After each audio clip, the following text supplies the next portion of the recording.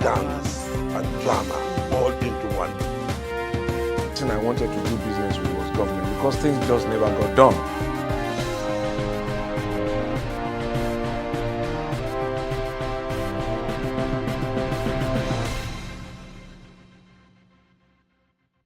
Hello there, this is Seriously Speaking, and my name is Adesuwa Onyenokwe. Did you know it's International Women's Day? It's March 8th. All around the world, International Women's Day, also called International Working Women's Day, is celebrated every year. It represents an opportunity to celebrate the achievements of women while calling for greater equality. In different regions, the focus of the celebrations range from general celebration of respect, appreciation, and love towards women to a celebration for women's economic, political, and social achievements. Now, the first International Women's Day was held in 1911 by over 1 million people in Austria, Denmark, Germany, and Switzerland, where women demanded for the right to vote and to hold public office. In Nigeria, the elections around the corner. As a publisher of a women's magazine, I decided to go out and ask women, would they vote for women, especially when I found out that there was a female candidate running for presidency. For the first time, Nigerians stood up to listen to one woman who seems very capable. Guess what? People said no. And I'm wondering, with the theme for this year's International Women's Day being Make It Happen, I'm wondering, how can we ever make that happen? Not only on the political sphere, but also on the social and economic sphere of our lives. Some women are already making strides, some women are working in this area, and I'll be speaking with some of them today. I have that presidential candidate, a candidate for the House of Assembly right here in Lagos. I have a woman in the area of social activism, and of course, another one in the area of economic empowerment through mentoring. Now we shall be speaking about how we can all make it happen for women come 2015 or through 2015 and beyond. So today I say welcome to Seriously Speaking, and my name remains Adesuwa Onyenokwe. Don't go away. Yes, welcome back. I'm pretty excited about being on this show today, even though it's my show. But why am I excited? It's Women's Day 1, you're watching 2, and 3, you're going to get the opportunity to meet Professor Mrs. Remi Shonaya. Now, I asked this woman 3 times to be on this show, but the campaign trails just wouldn't make it happen. But as God would have it, elections were postponed, and somehow I managed to get her to come all the way from Igondo. If you know how far that place is from where I record, then you'll know that she's one woman that means business. It's my pleasure to welcome on the set, first on this special Women's Day edition, Professor Mrs. Remi Shonaya. Can I get an applause in the house? At least I have people in the audience. I mean, there's no... Thank you very much. I'm so glad to see you. Thank you very much. Thank you for your patience. If you just take a seat, thank you. You know, and you know, apart from the fact that if you just face me from this side, okay. Yes, I prefer that, all right. Face to face. Yeah. Apart from the fact that you're a woman, right? I like the fact that you are taking the bull by the horns in an attempt to make it happen for Nigeria to at least see one formidable female candidate for presidency. Thank you. I'm glad to hear that. You know, but I find that linguistics was your discipline. Yes. Why did you choose linguistics? French language and applied linguistics. Okay. I chose French language actually because of my teacher in Form 2. Wow, influence. Influence indeed. I was a student at St. Anne's School, Ibadan. And in my Form 2, a young Irish lady came to teach us French. And I tell you, within 2 weeks of her teaching me, I was certain that was what I wanted to be. As young French as that? Teacher, yeah. But do you think the young are that certain about what they want to be in our country today? Some are. Some are, depending on various, influences, different types of exposure that they have had and so on, contacts that they may have made. Some, I find that some of them are quite certain about what they would like to be, where they would like to, which direction they would like to pursue. Others have, the balls juggling for quite a while. But for me, at that age, I was certain. Yes. And I wonder though, you've been like in the ivory tower teaching. You've done some ambassadorial, jobs as well. Yes. Right. And then it's like it was... Not the regular ambassadorial work. What type is it? Wasn't Representation? It's a scientific ambassadorial work. You know, too. I was called an ambassador scientist for the Alexander von Humboldt Foundation, so that I What does that mean? I represented them in Nigeria and other African countries. I made the foundation's work known. I helped to mentor people who were applying for their fellowships. I was invited to different events to speak on behalf, of the Alexander von Humboldt Foundation. It's a very important research promoting organization, and several Nigerians have benefited from their generosity, I would say. No, that is International Women's Day. Has being a wife and a mother in any way affected what you've become today? Did it stop you from achieving things and things like that? No. The challenge for us women, as you very well know, is to be able to combine everything together. Of course, it makes our lives more challenging. Okay? So while you are studying, I remember I was a student, a postgraduate student, with children. So, you know, I would take my daughter to my office, put her in a little crib beside me and be studying and things like that. But, you know, it has been good. It tasks you. You are able to test yourself to sort of, I don't know, like I don't want to say to the limit, because I'm not sure whether I've gotten to the limit as yet. But then definitely, you know, you know that, hey, this is not going to be easy, but I've got to do it. You know, so you go ahead and do it. It's an example that says women can achieve to be whatever they want to be. Exactly. And that, you know, we have an incredible amount of potential, which unfortunately many of us might not realize. Many of us women, or many of us men and women? Many of us men and women. But I think also, since we're talking about women specifically today, I'd like to say many of us women. You know, we might be tempted to think, oh no, you know, this is too hard. Oh, you know, life doesn't have to be this difficult and so on. And or you just don't even think about that possibility at all. You don't think, you know, oh, although I have children, I can go ahead and take a doctorate in something else. You know, we should keep challenging ourselves. So I think one can say then, although I have children, although I'm a wife, why can't I be a president? Exactly.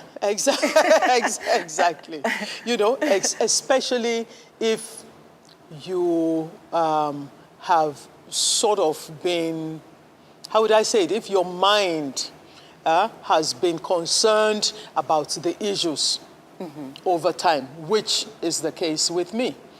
I have been very passionate about issues of social justice, social order.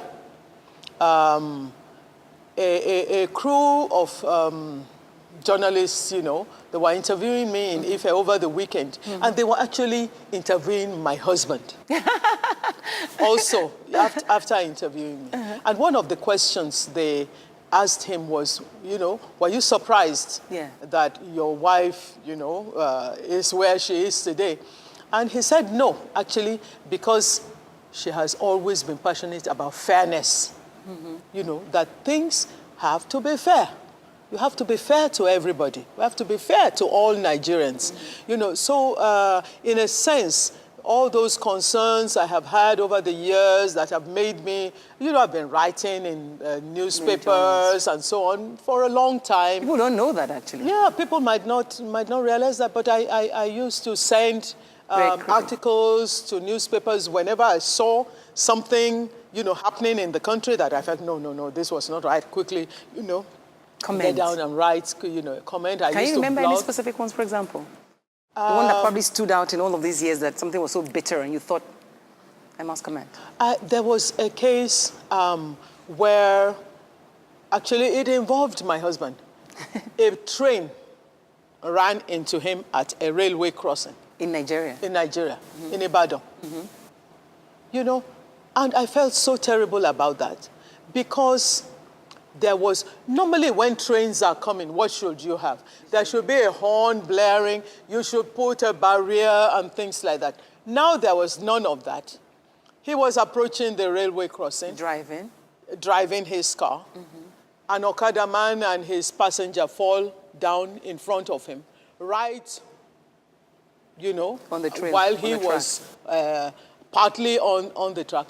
And here comes the train. Wow. And the train hits him and drags him along. Luckily, there was a mound, that stopped his car. And then the train stopped. And the police came and impounded his car and charged him for causing damage to government property. So there was some scratch on the train. You know, and I felt that was unfair. I have also written about the plight of the handicapped, you know, in our country. So what I find interesting is, all the while, when you saw something that was wrong, you commented publicly. Yeah. You didn't just sit down. No. I wonder what dinner table conversations are like in your home. You should come back. No, I just wonder. I mean, imagine I'm a fly on the wall in your dinner, on the dinner table, at dinner. You would hear a lot of comments on our society. In fact, even our children have grown up to be social commentators as well. But you would hear also a lot of laughter. We enjoy, you know, cracking jokes and things like that. You know, so you would, it's not the kind of moaning and, you know, just griping and complaining, you know, about Nigeria. No, not that type of, you know, but the type that seeks to do something, that says, hey, you know, maybe what we should do is to go this way, try and do something about it, and so on and so forth. Who was the first person you told when you decided to register your party and, you know? No, I did not register the party. Okay. The party already existed before I joined. The party was registered in 2009, and I joined in 2010. And I became the National Public Relations Officer of the party. But my husband was the first person who you know, got into all of this with me, yes. So when you became the presidential candidate, how did that happen? Long story. Let's not cut it short. Okay, we'll try. We're curious. Yes, yes, indeed. You know, it's unusual. Somebody who has been an academic all her life. I worked for 30 years at the Obafemi Awolowo University. But I think that that's also part of the story, that I was working in the same place where I myself was a student. I was a student. I graduated from Ife. Yes, exactly. So here was I in front of students and constantly feeling bad that what they were experiencing, the opportunities they had, it could not compare in any way to what I had known in Ife. And I was like, this is not right. This is not the way, you know, things to be. I thought that societies were supposed to advance, you know, progress, get better, and so on. And here was, you know, here we were, things were, you know, going down and down. And it just got to a point that I realized I could not go on just writing, that it became important to do something about it. Why didn't you seek to be a councillor or a governor or a senator or a member of the House of Rep? Exactly. Because I could not. Because I was living in Ife, Osun State. I am not an indigene of Ife, okay? I'm an indigene of Oyo State. I'm from Ibadan. Now, could I go and be I didn't think that if people would allow me to represent them. You know how things still are. Where's your father's house in Osun State? Nowhere to be found.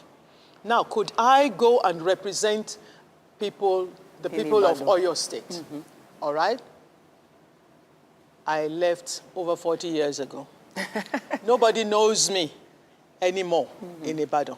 I could only go maybe if I rode on the shoulders of a godfather or something like that. Somebody will say, it's our child, let her do this. And I do not like that. I don't like to be donated, for a position or something like that. So at least to my thinking, what was left was the presidency. Well, did that seem attainable, considering the fact that you can't even imagine that, I just wonder. But you know what? I will take a break, and I'll return. I'll return very quickly to discuss that with you. All right. So if you don't go away, I'll be right back with Professor Mrs. Shonaya.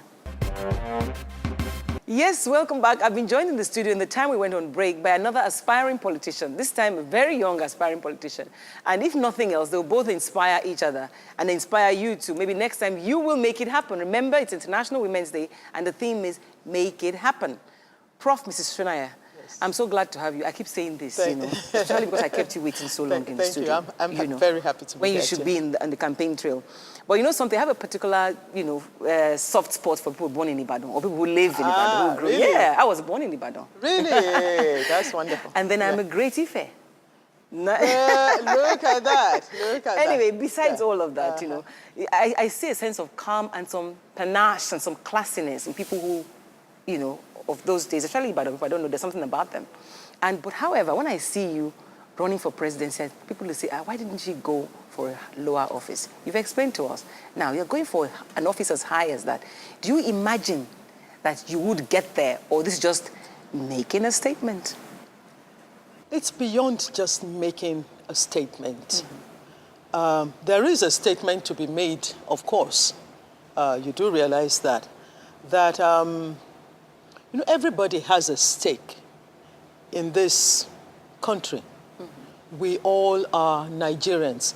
And really, according to our constitution, I am qualified to apply for that position. And we have had different kinds of presidents and heads of state. I do not believe that some of them were better prepared than I am. Because you've been in the school of... I have been in the school of discipline and thinking and researching about problems and solutions and things like that. I have written books about Nigeria. I actually brought you 2 copies. Oh, absolutely. Of my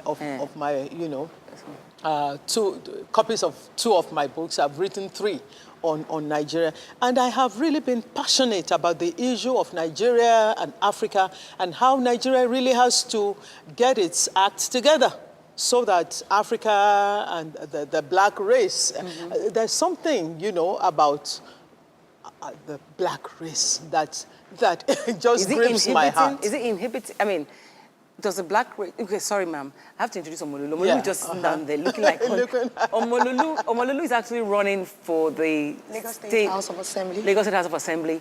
And you are barely 30, really. Come on. And but you only graduated recently. Yes. Right. Why? Why am I running in... Both. Why did you graduate so late, and why are you running for the house? We know the educational system of Nigeria, you've got to... And everybody aspires to have a BSc degree. Nobody wants to go through HND and all those good stuff. So I kept writing JAMB. I wanted the BSc. I didn't want to compromise what I believe in. I wanted the BSc. Probably because I wasn't really prepped to doing something other than BSc and making waves with it. So I felt BSc is just the way. So I kept writing JAMB and all those good stuff. So in between those period, I had to do some other jobs and all that, took up some teaching. Oh, really? So you were not idle. That's the thing about women. You know, you were not idle. No, you can't be. I wasn't. Can't afford to be. I wasn't. So I kept teaching tutorial classes, home lessons. For children, Yeah. to earn an income and all of that. Yes. Now, what makes you think you can represent Mushin, you said? Yes. Wow, at the house. Yes. What makes you think you can represent, especially your party is UPN. Unity you know, Party of Nigeria. Unity Party of Nigeria, you know. What makes you think you can represent, you know, is that a dream? It's not really. Every time I take a cue from where I live in Mushin. I was born and bred in Mushin. There's always this burning desire. Like, it's so heavy on my heart. Why everybody wants to talk about change, but it's really not effective. Because look at my street is more like a close. What's the name of the street? Jacob Close. So we can verify. Jacob Close. People call it like the ghetto of Itire in Mushin. It is so forgotten, dirty. so dirty, so unkept and all those good stuff. And I feel like, and there are constitutional allowance to back up the development of this area. So why is it not happening? So I'm going to the house. And okay, fine. I feel we youth need to stand up. I'm representing the grassroots level, the voice of the youth, because I believe those people who are actually elderly, their viewpoints of change and all this good stuff, it's really not taking we youths Along. Yes. So you want to be the voice of the youth. Now you see the presidential candidate for COA. Did you ever imagine that you meet her face to face? No, wow, I'm really, really humbled. I'm not yet a superstar or anything. You are. I'm really humbled, ma. Can I just say something about her, you know, her age? Yes. Younger and younger people are getting into positions of leadership all over the world. And 30 is not too young. You know, I went back to my alma mater in the USA Cornell University last year. And I was surprised to find that the mayor of the city of Ithaca was 29 years old. 29. Wow. You know, so it's a whole new ball game out there, really. I wouldn't expect you to say COA doesn't have a chance at being at the, winning the #1 seat. But the general perception is that COA doesn't have a chance. Yes, that's the general perception. You know, but this is also about principles. You know, people have asked me, why didn't you join one of the big parties and so on, you know, so that you'll be sure you have a platform and whatever. In any case, if I joined one of the big parties, I would not be here today. You'll be lost in the ocean. Yeah, they were not going to...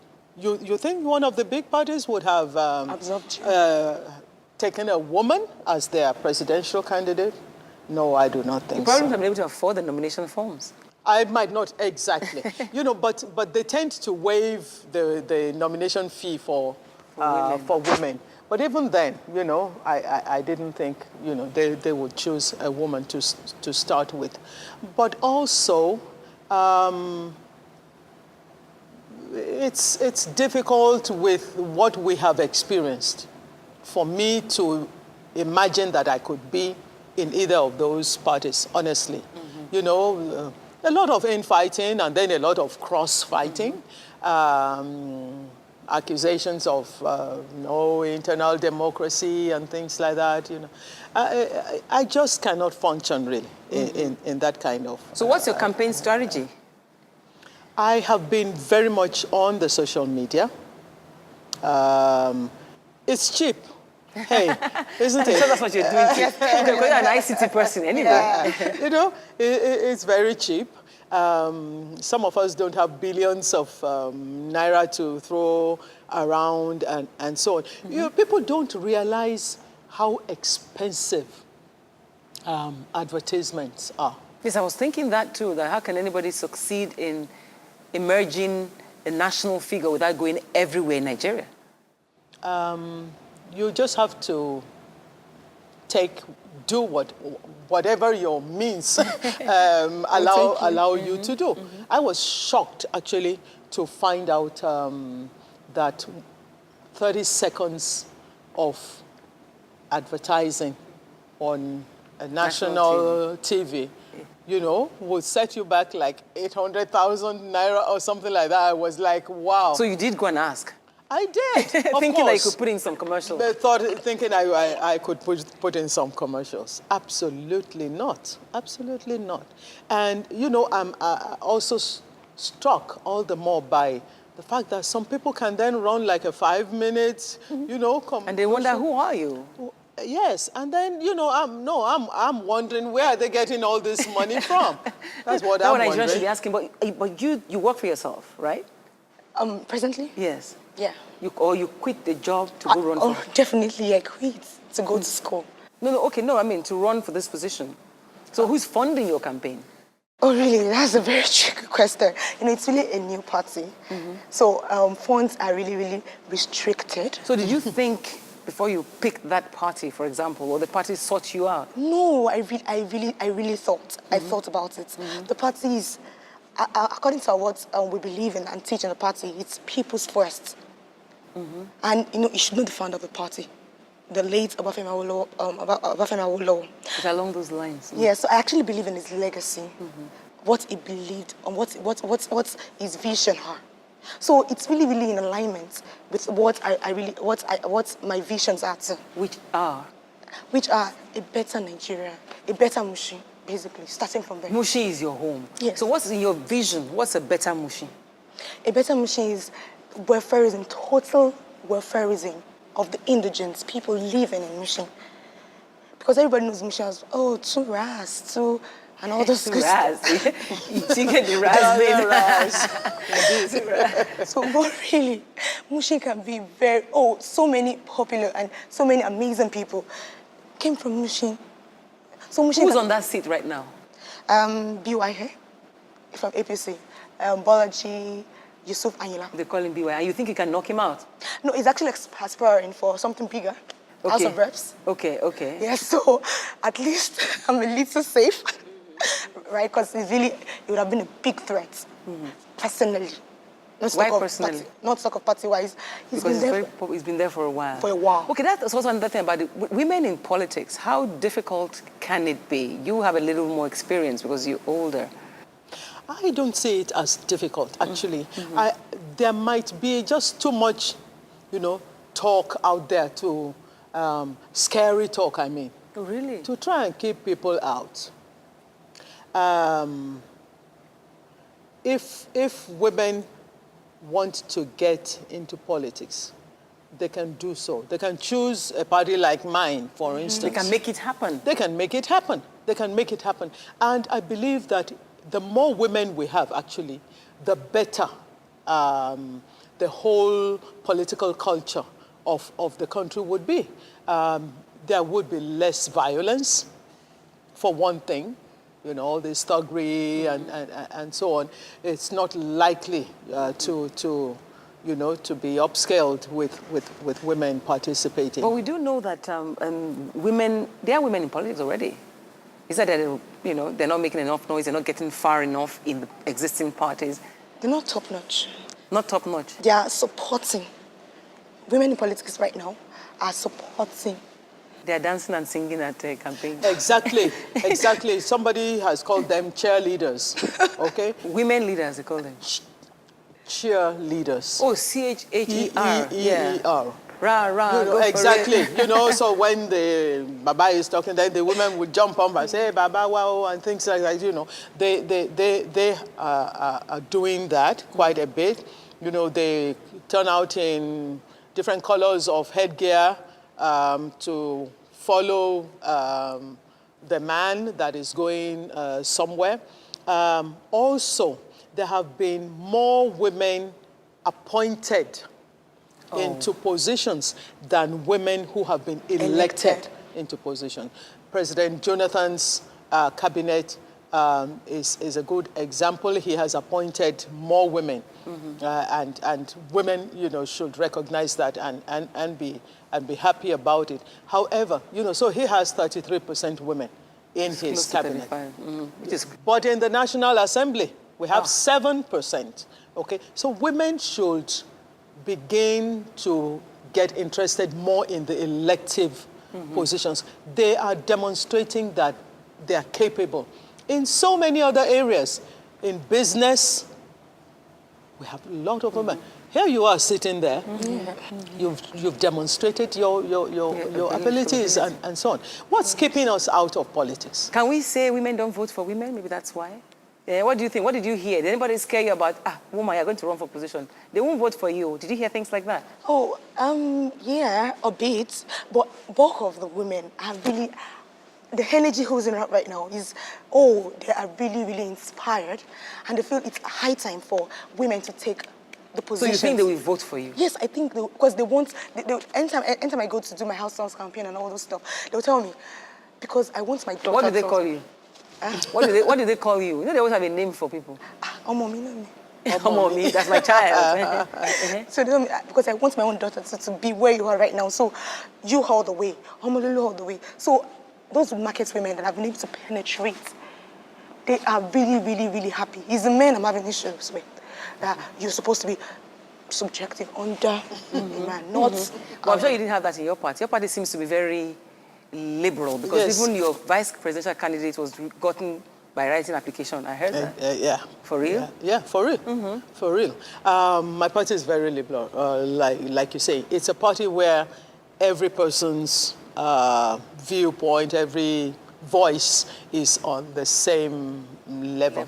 It's on the same level. We don't have somebody determining this is what will happen, this is the person who will go there. So we don't have it. And that's the reason that I can be a part of that party. I appreciate your presence here, but I must much. round up this segment. You all telling me what your chances are, the last word to your possible voters. I'll start with you. What you're telling your possible voters.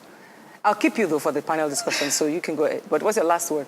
I'll just tell them that it is high time we stand up for what we believe in.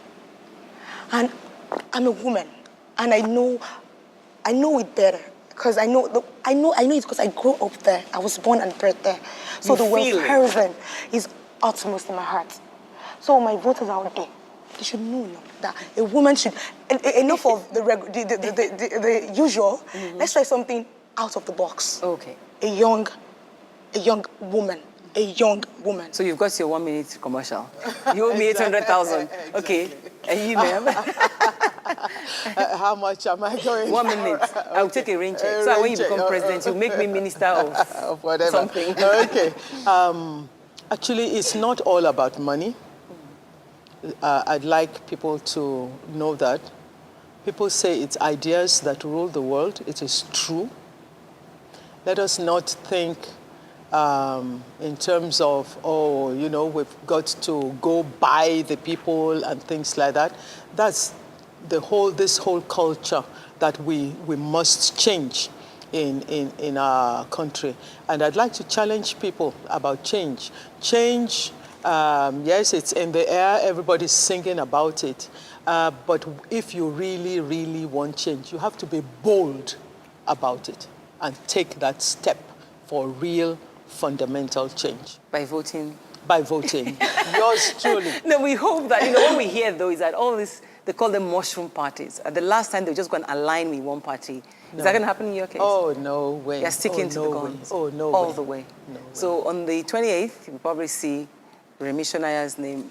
Kowa is very party, low. K, yes, somewhere down the bottom. But, that's your choice. I appreciate that you're here, and I believe all women will be inspired by this. Thank you very much. You've gotten your moment in the sun. I'll collect my rain check later.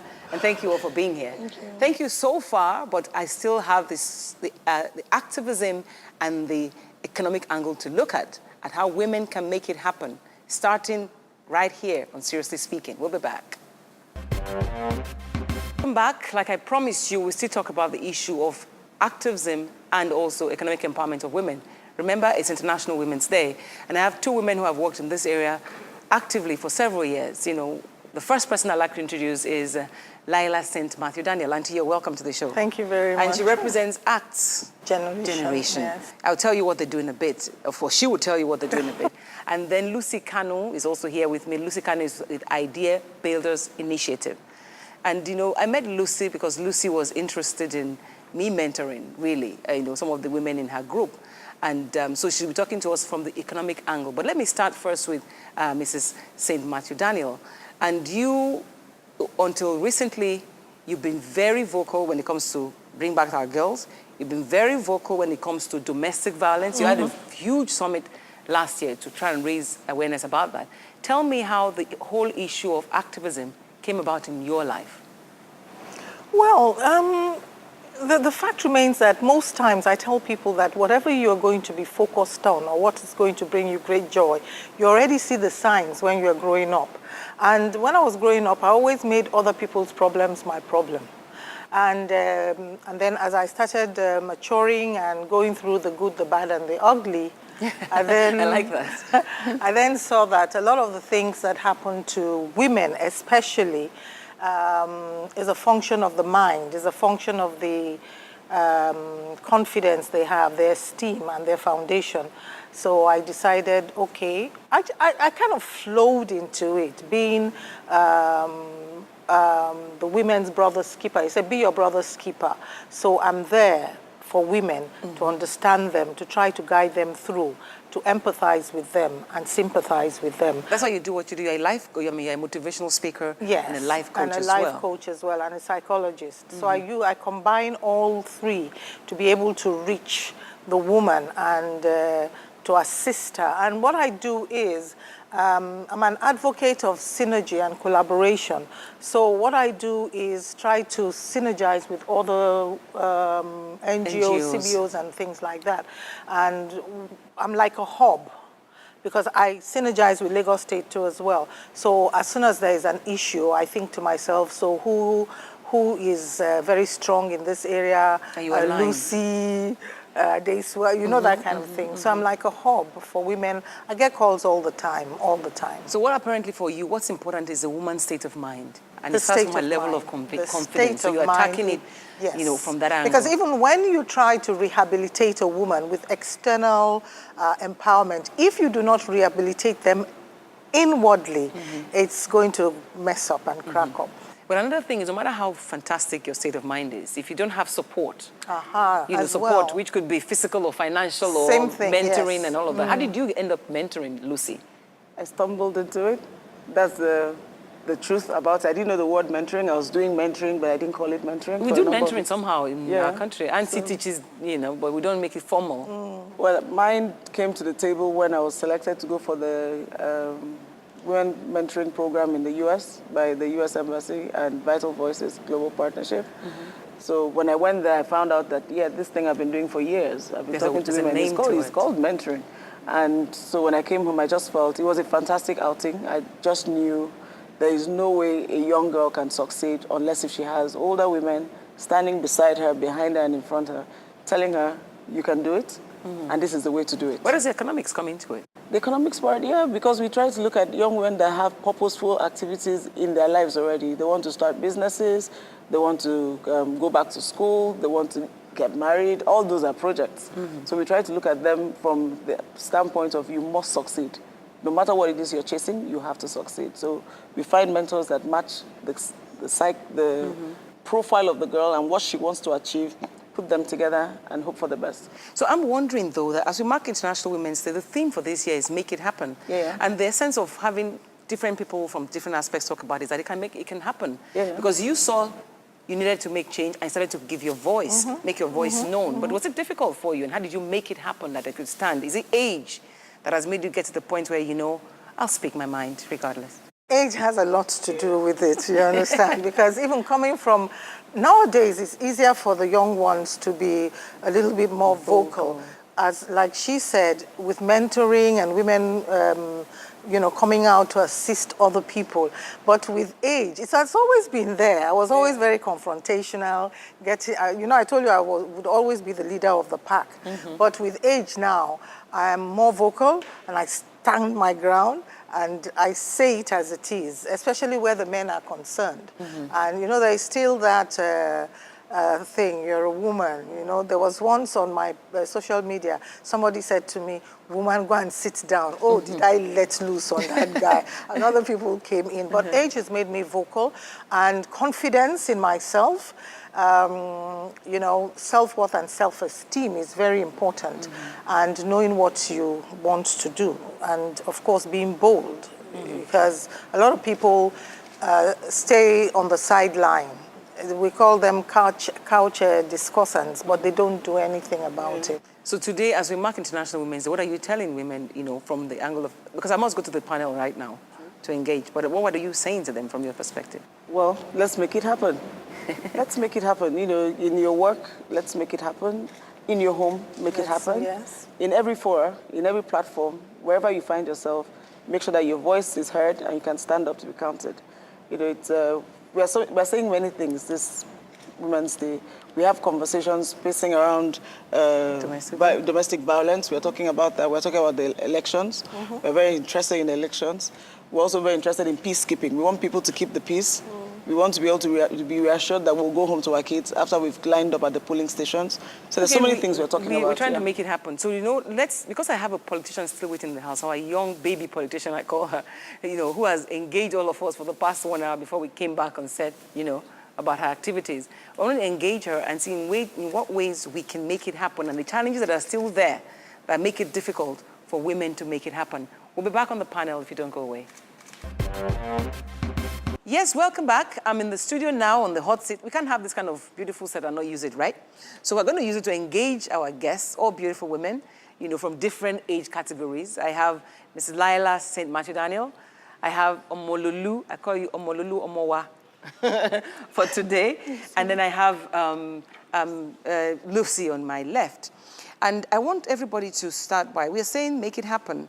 I would like everybody's perspective on the issue of what are the things that make it difficult for women to make it happen? Are women making it happen easily now? I'll start with Lucy. You're closest to me. The difficulties mostly are from background.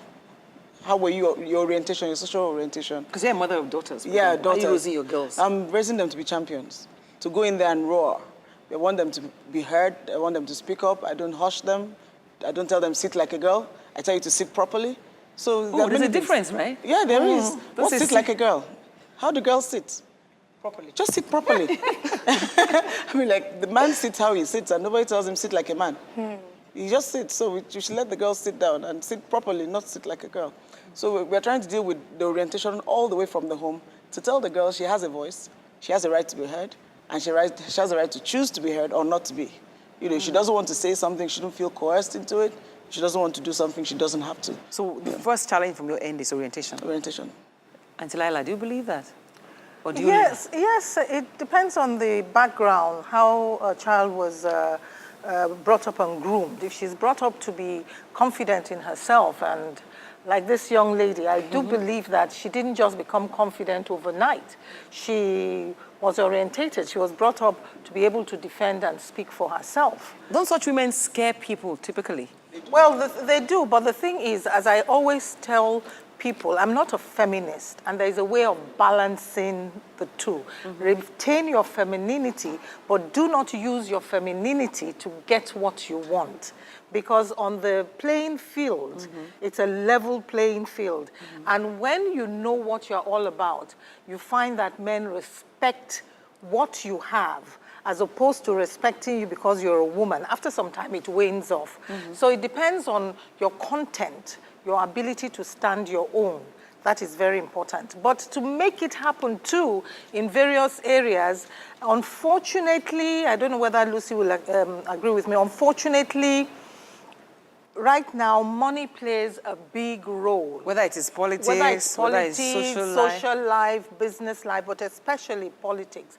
One of the things that has put women a little bit on the sideline is the fact that their capacity financially to meet them one-on-one is a little bit shaky. Because I've spoken to politicians. I'm not a politician. I'm just a social, political activist. And you find that, I asked them, I said, look, why aren't you doing this, that, and that? I said, we need money.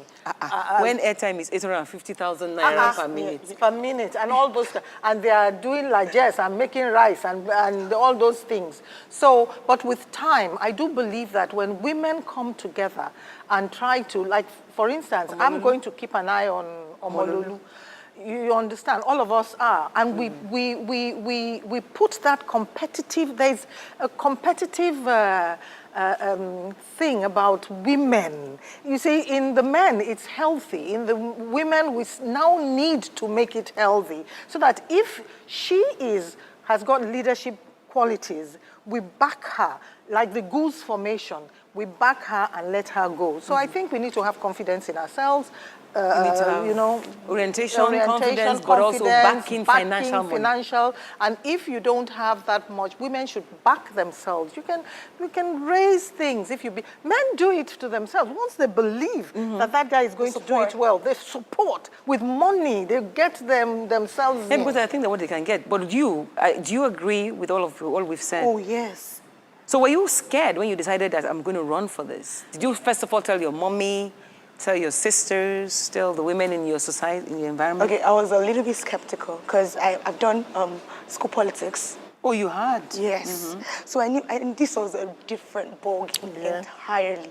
So I asked my pastor. First? I asked to pray. I asked to pray. When prayers are necessary. Yes, that's prayer because seriously, when people heard that you're going out and you're young, you're a female, it's a turn off for some people. Some guys, some big guys. They'll be like, oh, just go and be a wife and be a mother.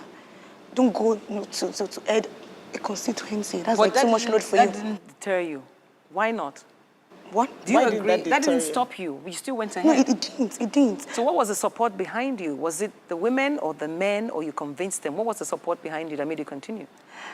My dad particularly, he's been a great support. I told you. He's been a great support. He says, just go for it. Since you know you can do it, since you believe you want to fight for the race, just you can do it. I believe in your vision, and I believe in your dreams. Just go for it. Okay, that goes See, back to that what you foundation. said. Yeah. What you said. So it's the way we raise our children. Yes, it's how you raise your kids. how you raise and beyond that, there's a time to rise up and be counted. I think your dad has is a reason to your reality now. You want to run for office. He's being the daddy that every daddy should be. Instead of telling you all the reasons why you might fail, he's telling you Because especially that she's not married yet. And the men going to run from her. And marriage is not a destination, really. I don't even think, it's not everybody that is supposed to get married. And I'm not saying you're not supposed to. Don't focus on that. Because marriage can make or break you. This might just be the thing that you need to do for your life. And this is all your job is to work for the community, public service, go into that house and make things happen. That might just be your bit. You think she can get into that house? I mean, wait, I'm not making it an issue. This is not making an issue of a Molulu. The question here is, people like her, we need to be able to support people who are willing to stand up. I mean, we heard the COA candidate say earlier that, she's making it happen because it's a matter of principle, I think she can make it happen. Yeah, she can. Number one, she is determined. She's got the passion for it.